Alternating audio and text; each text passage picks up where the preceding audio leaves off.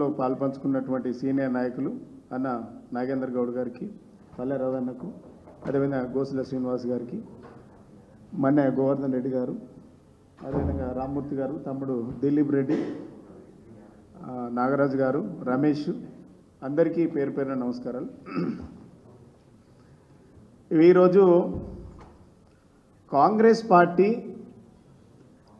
విద్యార్థుల పట్ల, నిరుద్యోగుల పట్ల కాంగ్రెస్ పార్టీ ప్రభుత్వంలో ఉన్నటువంటి పెద్దలు, ముఖ్యమంత్రి, మంత్రులు సహనం కోల్పోయి అసహనంతో మాట్లాడుతూ ఉన్నారు.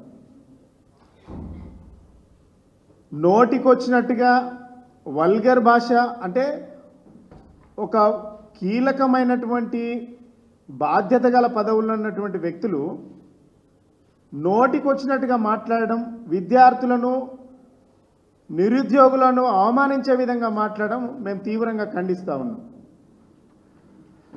ముఖ్యమంత్రి గారు నోటికొచ్చినట్టు మాట్లాడుతూ ఉన్నారు. ఇలా నిరుద్యోగులు, యూనివర్సిటీలో ఉన్నటువంటి విద్యార్థులు ఏమడుగుతున్నారు? ఆనాడు మీరు జాబ్ క్యాలెండర్ ఇస్తామన్నారు. గ్రూప్ 1 పోస్టులు ఎలిజిబిలిటీ కోసం 1:50 కాదు 1:100కి పెంచాలని అన్నారు. పెంచుదామని చెప్పిండ్రు. కాబట్టి వాడిని పెంచి రిజల్ట్ ఇవ్వమని అడిగిండ్రు. అదేవిధంగా డిఎస్సి విద్యార్థులు నిరుద్యోగులు ఏమడుగుతున్నారు? మెగా డిఎస్సి 25,000తోనే ఇస్తాం, 25,000కు పెంచి ఉద్యోగాలు భర్తీ చేయండి అని నిరుద్యోగులు అడుగుతుండ్రు. ఇలా పెద్ద కన్ఫ్యూజన్ పడాల్సినటువంటి అవసరం లేదు. కాంగ్రెస్ వాళ్ళు మీరు చెప్పినే అశోక్ నగర్ కోచింగ్ సెంటర్లకు వెళ్ళి రాహుల్ గాంధీ సమక్షంలో రేవంత్ రెడ్డి గారు, మిగిలిన కాంగ్రెస్ పార్టీ నాయకులు చిక్కడిపల్లి లైబ్రరీకి సెంటర్కి వెళ్ళి అక్కడ చెప్పినటువంటి మాటలే నిరుద్యోగులు ఇలా మిమ్మల్ని ప్రశ్నిస్తుండ్రు.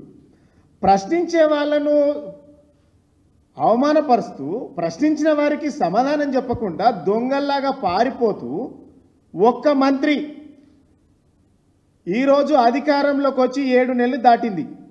7 నెలలల్లా ఒక్క మంత్రి అపాయింట్మెంట్ ఇవ్వలే, వాళ్లకు ఒక ప్రజాప్రతినిధి కలవలే. ముఖ్యమంత్రి అసలే దొరుకుతలేడు. ఇలా ముఖ్యమంత్రి గారు అక్కడక్కడ ప్రెస్ మీట్లు మాట్లాడుతున్నాడు. ఇలా ప్రెస్ పెట్టి మాట్లాడాల్సిన అవసరం కాదు. నిజంగానే మీకు చిత్తశుద్ధి ఉంటే మీరు ఆనాడే అధికారంలోకి రావడానికి నిరుద్యోగులకు ఎన్ని భ్రమలు కల్పించిండ్రో వాళ్ళకు సమాధానం చెప్పాల్సినటువంటి బాధ్యత ఈ రాష్ట్ర ప్రభుత్వం పైన, ముఖ్యమంత్రి పైన ఉన్నది. సోయితోని మాట్లాడండి అని అడుగుతా ఉన్నాం మేము. దాని వెనుక మీలాగా చిల్లర రాజకీయాలు బీఆర్ఎస్ పార్టీ ఎప్పుడు చేయదు. మేము అధికారంలో ఉన్నప్పుడు 115 నోటిఫికేషన్లు ఇచ్చి 1,62,000 ఉద్యోగాలు భర్తీ చేసినాం. ఉద్యోగాలలో ఉన్నారు, దమ్ముంటే చిత్తశుద్ధి ఉంటే చెక్ చేసుకోండి. విద్యార్థులను, నిరుద్యోగులను రెచ్చగొట్టి వాళ్ళను పావుల్లాగా వాడుకొని ఎన్నికల్లో బస్సులు పెట్టి భ్రమలు కల్పించి మేము రాగానే పెద్ద డిఎస్ చేస్తామని చెప్పి కొండను దవ్వి ఎలకను పట్టినట్టుంది కాంగ్రెస్ వాళ్ళ పని. పెద్ద డిఎస్ చేస్తామని చెప్పిండ్రు, 11,000తో వేసిండ్రు. దానివల్ల ఏం జరిగింది? నిరుద్యోగులు నష్టపోతూ ఉన్నారు. వాటికి ఆన్సర్ చెప్పమంటే నోటికొచ్చినట్టు మాట్లాడితే దీని నిరుద్యోగుల వెనుక మీలాగా చిల్లర రాజకీయాలు బీఆర్ఎస్ పార్టీ చేయట్లేదు, భవిష్యత్తులో కూడా చేయదు. ఏదున్నా స్ట్రేట్ ఫార్వర్డే. మేము స్ట్రీట్ ఫార్వర్డు లేకుంటే బ్యాక్ ఎండ్ నుండి చేయాల్సినటువంటి అవసరం మా నాయకుడికి, మా పార్టీకి లేదు. ఇలా మీరు చిల్లర రాజకీయాలు వాళ్ళు ఎన్నుకుంటూ చేసి ఇలా వాళ్ళ గోసపుచ్చుకుంటా ఉన్నారు. వాటికి ఆన్సర్ చెప్పాలి. ఇలా బట్టి విక్రమార్క గారు ఆ రోజు చెప్పిండు కదా, అసెంబ్లీలో చెప్పిండు కదా, 1:50 కాదు 1:100 పెంచాలని. వీడియో చూపిస్తా, మీరు చెప్పిందే.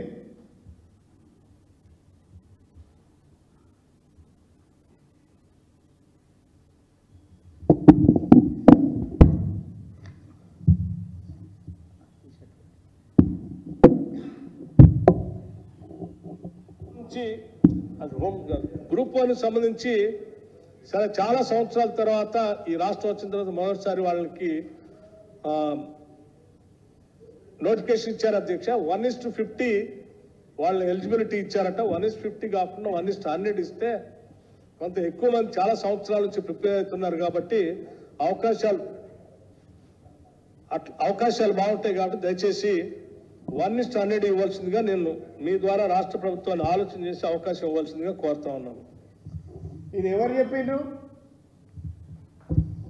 ఈ మాట ఎవరు చెప్పిండ్రు? ఇలా మీరు కాదా చెప్పింది? నాలుకనా తాటిమట్టనా? అది కాంగ్రెస్ పార్టీ అంటేనే వంచనకు నయవంచనకు కేరఫ్ అడ్రస్ కాంగ్రెస్ పార్టీ.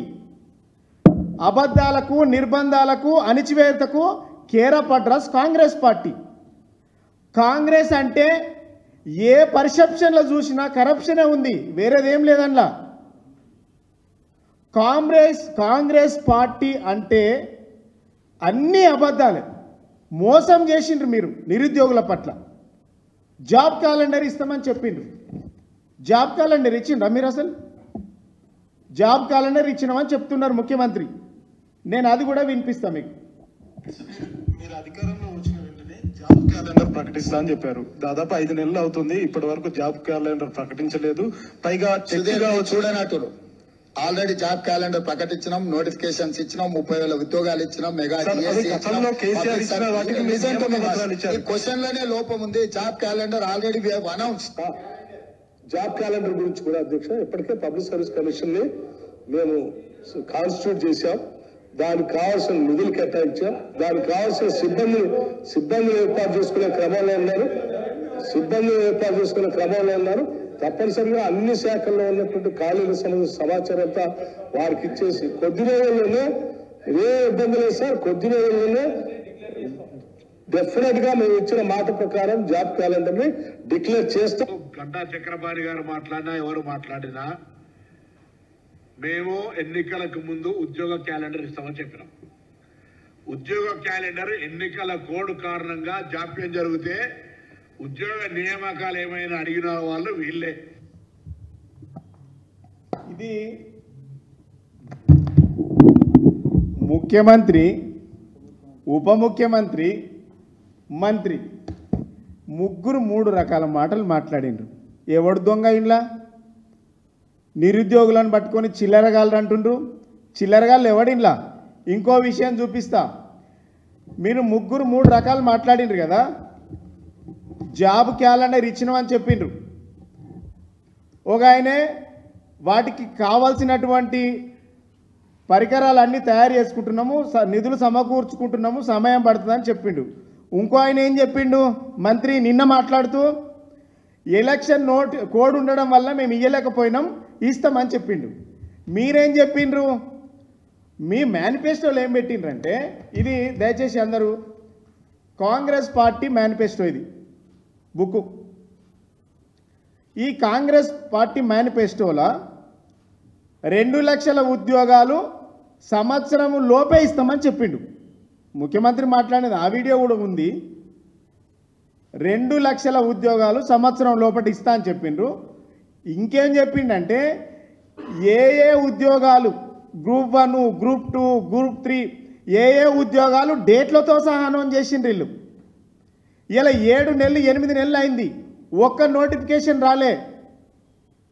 ముఖ్యమంత్రి ఏం చెప్పిండు? అందులో 30,000 ఉద్యోగాలకు ఇచ్చేసినామని చెప్పిండు. 30,000 ఉద్యోగాల లెక్కడు కూడా చెప్తా నేను. 30,000 ఉద్యోగాలు ఈ ముఖ్యమంత్రి ఇచ్చిందా, ఈ ప్రభుత్వం ఇచ్చిందా, గత ప్రభుత్వం ఇచ్చిందా? ఒకవేళ తప్పని తెలిస్తే మంత్రులు, ముఖ్యమంత్రులు అందరూ ప్రజలకు, నిరుద్యోగులకు బేషరతుగా క్షమాపణ చెప్పే దమ్ముందా మీకు?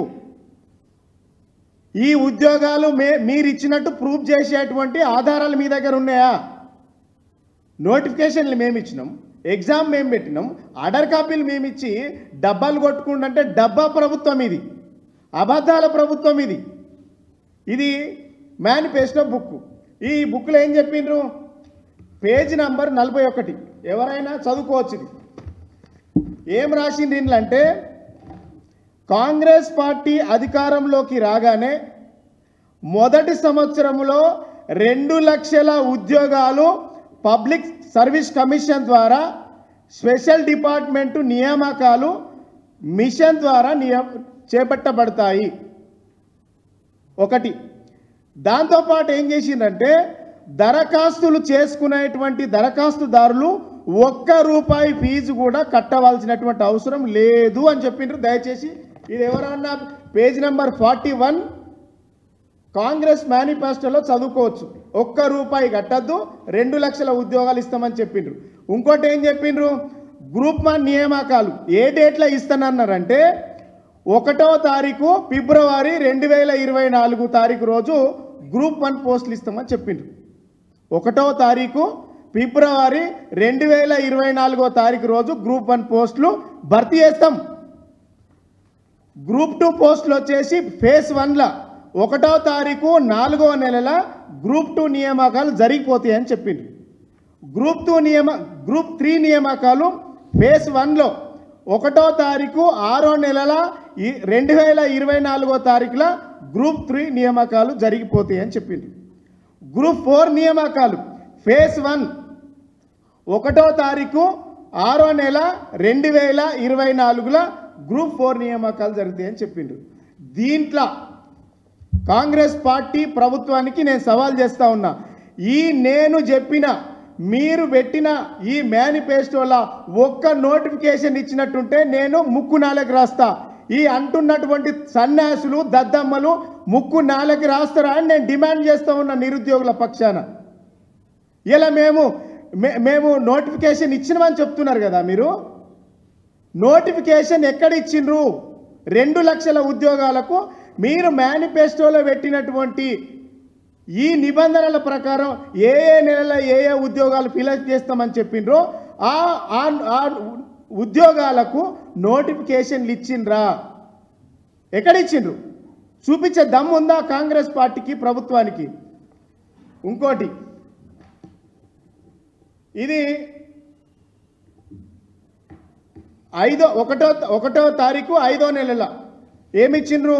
అసిస్టెంట్ ఎగ్జిక్యూటివ్, అసిస్టెంట్ ఇంజనీరు, రహదారుల భవనాలకు సంబంధించినటువంటి ఉద్యోగాలన్నీ ఫిలప్ చేస్తామని చెప్పిండ్రు. 1వ తారీఖు 5వ నెల 2024లో అగ్రికల్చర్ అధికారులకు నోటిఫికేషన్ ఇస్తామని చెప్పిండ్రు. ఫేజ్ 1లో 1వ తారీఖు 6వ నెల 2024లో assistant motors, vehicle inspectors, assistant finance accounts వీళ్ళకు నోటిఫికేషన్ ఇస్తామని చెప్పిండ్రు. ఇట్లా మొత్తం 41, 42 2 పేజీలలో 2 లక్షలకు సంబంధించినటువంటి ఉద్యోగాలు ఇస్తామని కాంగ్రెస్ పార్టీ మేనిఫెస్టోలో పెట్టింది. ఒక్కదానికి నోటిఫికేషన్ ఇవ్వలేదు. ఇది నేను మీరు ఇచ్చినటువంటి అభయహస్తం, కాంగ్రెస్ పార్టీ అభయహస్తం మేనిఫెస్టో బుక్ పట్టుకొని చెప్తున్నా. అంటే మీరు చెప్పేటివన్నీ అబద్ధాలు. ఇంకోటి ఏం చెప్పిండ్రు?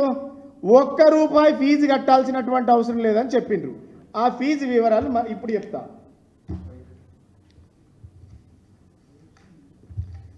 ₹1 కూడా ఫీజు కట్టద్దు అని చెప్పిండ్రు.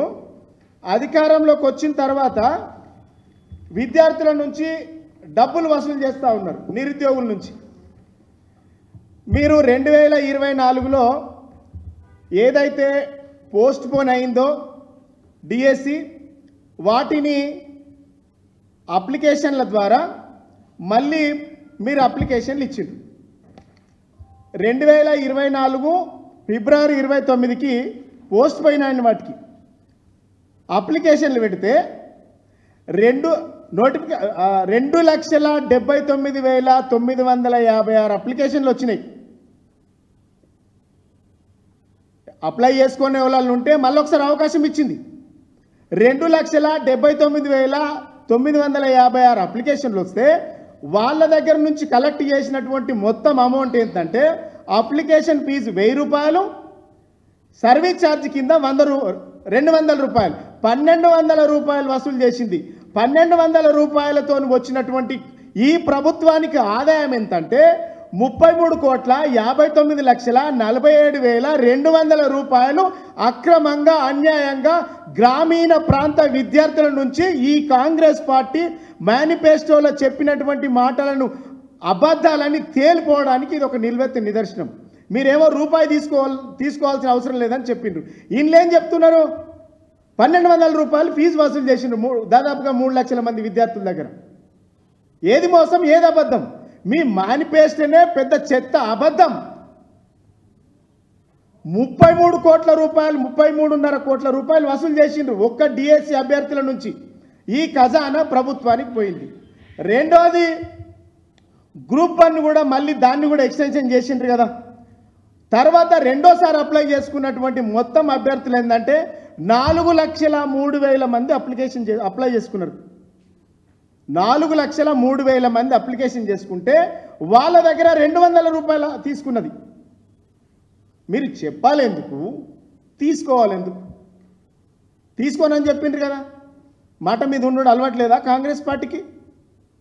200 రూపాయలు వసూలు చేస్తే దీనివల్ల వచ్చినటువంటి మొత్తం అమౌంట్ ఎంతంటే 8 కోట్లు. 8 ప్లస్ 33 కోట్లు, దాదాపుగా 42 కోట్ల రూపాయలు కాంగ్రెస్ ప్రభుత్వం నిరుద్యోగుల నుంచి ముక్కు విండి వసూలు చేసినటువంటి ఘనత, ఇచ్చిన మాట తప్పినటువంటి ఘనత, నిరుద్యోగులను మోసం చేసినటువంటి ఘనత, నిరుద్యోగుల జీవితాలతోని ఆడుకుంటున్నటువంటి ప్రభుత్వం ఈ కాంగ్రెస్ ప్రభుత్వం. ఎట్లా నమ్మాలి మిమ్మల్ని? 1:50 అంటే 100 పెంచాలన్నారు. 46ను జీవోను రద్దు చేయాలని చెప్పిండ్రు. నిరుద్యోగులకు 25,000 మెగా డిఎస్ చేస్తామని చెప్పిండ్రు. 11,000 మెగా డిఎస్ చేసిండ్రు మీరు. అది మెగా. ఇక మీది మీ కాంగ్రెస్ పార్టీ నీతి. ముఖ్యమంత్రి గారు ఇంకో అబద్ధం ఆడుతుండు. 30,000 ఉద్యోగాలు మేమే ఇచ్చినామని చెప్పిండు కదా వీడియోలో. 30,000 ఉద్యోగాలు ఎప్పుడు ఇచ్చిండ్రయ్యా? మీరు వచ్చింది డిసెంబర్ 7వ తారీఖు. 7 కదా? మీరు వచ్చింది డిసెంబర్ 7వ తారీఖు. 7వ తారీఖు నుంచి నువ్వు మేనిఫెస్టోలో పెట్టినటువంటి నోటిఫికేషన్లకే దిక్కు లేదు. ఈయన 30,000 ఉద్యోగాలు నోటిఫికేషన్ ఇచ్చిందట, 30,000 ఉద్యోగాలకు ఆర్డర్ కాపీలు ఇచ్చిందట. ఇది ఊసర వెల్లులు కూడా సిగ్గుపడేటువంటి సందర్భం ఇది. 30,000 ఉద్యోగాలకు నోటిఫికేషన్ వచ్చింది, పరీక్షలు అయినాయి, ఇంటర్వ్యూలు అయినాయి, ఆర్డర్ కాపీలు ఇచ్చిండు. ఎప్పుడు? 2024లో. ఇది చెప్తాను నేను. 30,000 ఉద్యోగాలు భర్తీ చేసినామని ఈ రాష్ట్ర ప్రభుత్వం ముఖ్యమంత్రి నిండు సభలో ప్రజల మధ్యలో అబద్ధాలు ఆడుతుంది కాంగ్రెస్ ప్రభుత్వం.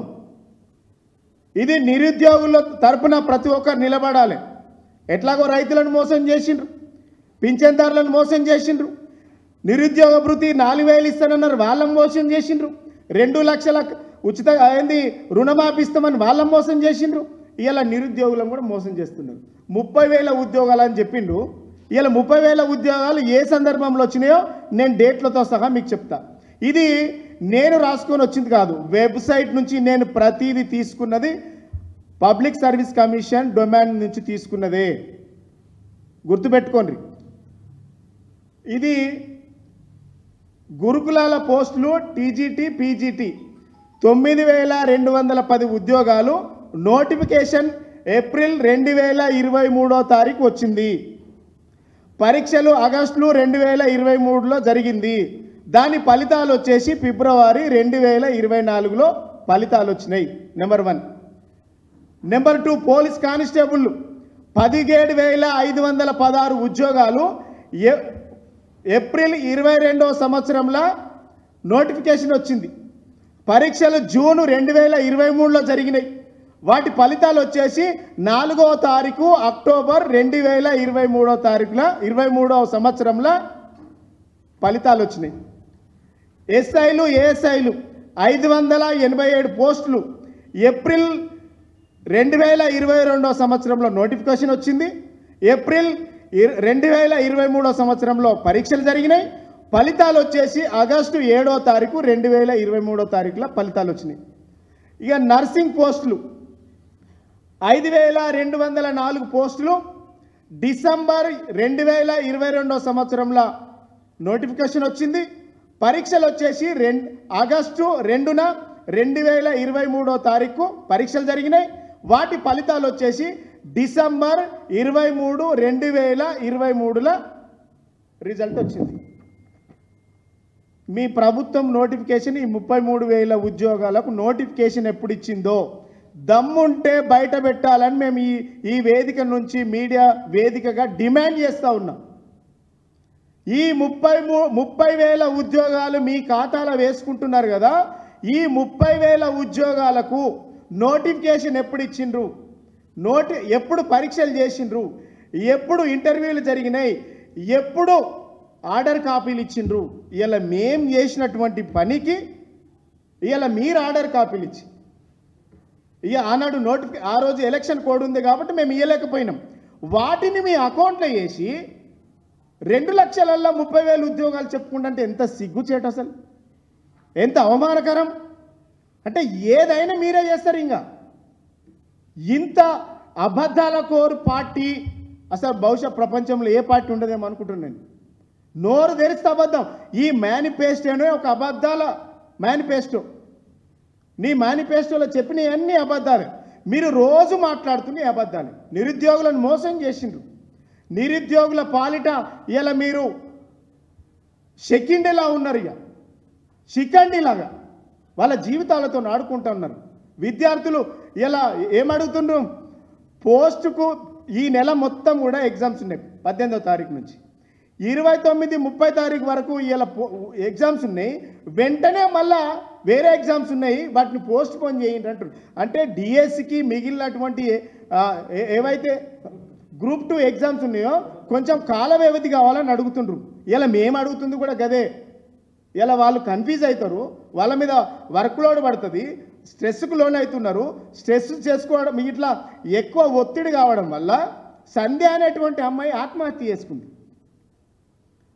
నేను ఇంత భారం మోయలేకపోతున్నాం, మాకు 40 రోజుల గడువు ఇవ్వమని అడుగుతుండ్రు. వేరే ఏం లేదు. 40 రోజుల గడువు ఇవ్వమంటే మేమేదో దాన్ని వెనుకున్నట్టు, మేమేదో దాన్ని నడిపిస్తున్నట్టు భ్రమలల్లో భయంలో కాంగ్రెస్ పార్టీ బతుకుతుంది. మీ బతికే భయం, మీ బతికే భయం కాబట్టి దొంగ రాత్రి అర్ధరాత్రి మా ఎమ్మెల్యేలను కలుపుకుంటున్నారు. రాత్రి అంత దొంగ అంత భయంగా ఎందుకు బతుకుతుంది కాంగ్రెస్ పార్టీ? ఎందుకు కేసీఆర్ అంటే అంత భయం ఎందుకు? ఇలా నిరుద్యోగులతో రాజకీయం చేయొద్దు. వాళ్ళు 45 రోజులు గడువు అడుగుతున్నారు, పోస్ట్ పోన్ చేయమన్నది గది. వాటితోని వాళ్ళ జీవితాలతో ఆడుకోకుండా వాళ్ళతోని మానవతా దృక్పథంతో వాళ్లకు ఖచ్చితంగా సహకరించాలి. ఇప్పటి వరకు ముఖ్యమంత్రి మంత్రులు ఎవ్వరు కూడా వాళ్ళ కలిసి కనీసం అరే ఎట్లా చేద్దామని అడగలే. మీరు ఆనాడు అశోక్ నగర్ కోచింగ్ సెంటర్లకు పోయి, లైబ్రరీ దగ్గరికి పోయి మీరు మాట్లాడినటువంటి మాటలేంది, ఈరోజు మీరు మాట్లాడుతున్నటువంటి నీతి మాలిన మాటలేంటి? ఒక్కసారి మీరు ఆలోచన చేసుకోవాలి. ఇంకో విషయం, అసలు ఎన్ని అబద్ధాలంటే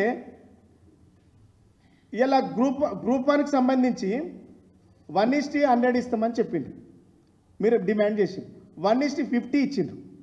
1:50 అని 50 నుంచి 100 అన్నారు కదా. ఇది ఎంత మోసం అంటే 57 ఇచ్చిండ్రు. ఇది ఏ లెక్కన తీసుకున్నారో తెలియలేదు. 57 అంటే మొత్తంలో 28,000 మందిని టాపర్స్గా గుర్తించి 28,000 మందిని టాపర్స్గా గుర్తించి వాటిని మళ్ళీ అదనంగా ఎవడు అడగకముందే 3,200 మందిని కలిపిండ్రు. అంటే ఈ పోస్టులు కాంగ్రెస్ పార్టీ వాళ్ళు అమ్ముకున్నారు. 3,200 పోస్టులకు ఆల్రెడీ గిరాకీ తగిలింది. అందుకనే ఎవరికి తెలియకుండా 3,200 పోస్టులు అదనంగా యాడ్ చేసిండ్రు. 28,000 టాపర్స్ తీసినప్పుడు 3,200 ఎట్లా కలిపిండ్రు? 57 అనేది ఏ పర్సెంటేజ్లో కలిపిండ్రు? దానివల్ల ఏమవుతుందంటే రూల్ ఆఫ్ రిజర్వేషన్ పాటించలేదు. దాంట్లో మహిళా అభ్యర్థులకు అన్యాయం జరుగుతూ ఉన్నది. ఎస్సీ, ఎస్టీ, బీసీ, మైనార్టీలకు కూడా అన్యాయం జరుగుతుంది. ఓవరాల్గా తీయాలి. ఏ ప్రాతిపదికన తీసిండ్రు అంటే మీరు ఆల్రెడీ మాట్లాడుకున్నారు కాబట్టి ఆ పోస్టులు కాంగ్రెస్ వాళ్ళు అమ్ముకున్నారని మేము ఆరోపిస్తూ ఉన్నాం. అందుకనే ఇలా పోస్ట్ పోన్ చేసుడు కుదరదు అని చెప్పేసి ఇలా కాంగ్రెస్ పార్టీ మాట్లాడుతూ ఉన్నది. మేము వాళ్ళ పక్షాన నిలబడతామని కూడా సందర్భంగా గుర్తు చేస్తూ ఉన్నాం. రెండో విషయం, ఇలా నిరుద్యోగులు ప్రతిపక్షాల ఉచ్చులో పడద్దు అనేసి పొన్నం ప్రభాకర్ గారు మాట్లాడుతుండ్రు. అయ్యా, ఎవరు ఉచ్చులో పడాల్సిన కర్మ వాళ్ళకి లేదు. వాళ్ళు చదువుకుంటుండ్రు, అన్ని పార్టీలకు వెళ్ళి మద్దతు తెలుపమన్నారు. అందరిని అడిగినట్టుగా మా పార్టీకి వచ్చిండ్రు, మా పార్టీ నాయకులను అడిగినరు, మేము మద్దతు తెలియజేసినాం. మీలాగా చిల్లర రాజకీయాలు చేయాల్సినటువంటి అవసరము కర్మ లేదు. నిరుద్యోగుల పక్షాన అన్యాయం ఎక్కడ జరిగితే అక్కడ బీఆర్ఎస్ పార్టీ కార్యకర్తలు నాయకులు ఉంటారు. అది గుర్తుపెట్టుకోండి. మీరు జై తెలంగాణ నాడు మేము జై తెలంగాణ తెచ్చిన వాళ్ళం. వచ్చిన తెలంగాణకు కుర్చీలో కూర్చుని సమస్యలు వినడం చేతగాక అవినీతికి తిలోదకాలు ఇస్తున్నటువంటి పార్టీ మీది. మీరు వాయిదా వేయండి. వాయిదా వేసి విద్యార్థుల నిరుద్యోగుల జీవితాలతో ఆడుకోవద్దనేసి ఈ సందర్భంగా మేము డిమాండ్ చేస్తూ ఉన్నాం. ఇంకోటి, ఆనాడు ముఖ్యమంత్రి గారు స్వయంగా ఎల్బీ స్టేడియంలో ఆర్డర్ కాపీలు ఇచ్చింది. మేము ఇచ్చినటువంటి నోటిఫికేషన్ 30,000 నోటిఫికేషన్లకు ఎగ్జామ్ జరిగిన మేము పెట్టినటువంటి పరీక్షలన్నిటికీ ముఖ్యమంత్రి గారు అయిన తర్వాత ఆర్డర్ కాపీలు ఇచ్చింది. ఆర్డర్ కాపీలు ఇచ్చిన వాటికి కూడా ఇప్పటివరకు జైనింగ్ ఆర్డర్ లేదండి. ఇది మీ పరిపాలన. ఆర్డర్ కాపీలు ఇచ్చినటువంటి వాళ్లకు జైనింగ్ ఆర్డర్ లేదు, తిరుగుతున్నారు. అయ్యా మమ్మల్ని పట్టించుకోండి, బాధితులు సార్ మా గోడు వినండి అని. మీరు ఆర్డర్ కాపీలు ఇచ్చిన వీళ్ళందరికీ మీరు ఆర్డర్ కాపీలు ఇచ్చి వాళ్ళకి ఇప్పటి వరకు జైనింగ్ ఆర్డర్ లేదు.